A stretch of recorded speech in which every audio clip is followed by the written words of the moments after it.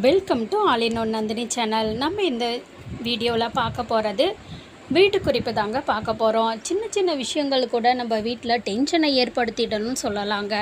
அதாவது நம்ம புத்தகத்தில் எண்ணெய் கரை அப்படிங்கிறது இன்றைக்கி சர்வசாதாரணமாக ஆயிடுச்சு. குழந்தைங்க தெரியாமல் தட்டி விட்டுருக்கலாம், இல்லை நம்ம கூட வச்சுருந்துருக்கலாம். இந்த மாதிரி ஏதாவது ஒரு சூழ்நிலை மூலமாக அந்த எண்ணெய் கரை பட்டிருக்குங்க. அந்த மாதிரி எண்ணெய் கரை பட்டிருந்துச்சு அப்படின்னா அதை நம்ம ஈஸியாக அதை போக்கலாங்க.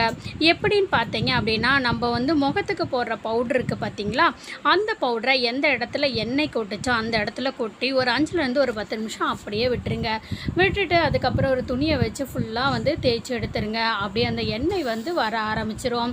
அதாவது எண்ணெய் உடனே கொட்டுச்சு அப்படின்னா நீங்கள் ஃபஸ்ட்டு அந்த எண்ணெயை ஒரு கிளாத்து வச்சு அப்படியே ஒத்தி எடுத்துருங்க. அதுக்கப்புறமா என்ன பண்ணுங்கள், இந்த பவுட்ரு போட்டு ஃபுல்லாக அப்படியே தேய்ச்சி விட்டு எடுத்துட்டிங்க அப்படின்னா அந்த எண்ணெய் கரை அப்படிங்கிறது இருக்கவே இருக்காது.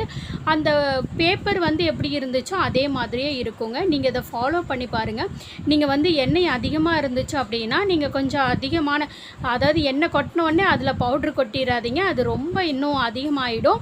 நீங்கள் ஃபஸ்ட்டு என்ன பண்ணணும்னா, அந்த எண்ணெய் கொட்டின இடத்துல துணி வச்சு தேய்ச்சிடணும். தேய்ச்சிட்டு ஒரு 5 நிமிஷம் அப்படியே விட்டுருங்க. அந்த எண்ணெய் அப்படி இதாக ஆரம்பிச்சிடும். அதுக்கப்புறமேட்டு பவுட்ரு போட்டு ஃபுல்லாக என்ன பண்ணுங்கள், அப்படியே தேய்ச்சி விடுங்க. இப்படி தேய்ச்சி விடுறது மூலிமா அந்த பேப்பரானது பழைய நிலைமைக்கு வந்துடும். ஒரு டைம் 2 டைம்ஸ் நீங்கள் அப்படி பண்ணுங்கள். ஆட்டோமேட்டிக்காக என்ன ஆகிடும் அப்படின்னா சரியாயிடும். ஒருவேளை இது ரொம்ப நாள் ஆயிடுச்சுங்க, இப்போ அதை சரி பண்ணால் எனக்கு சரியாகுமா அப்படின்ற மாதிரி கூட ஒரு சிலருக்கு சந்தேகம் இருக்கும். சரிங்களா?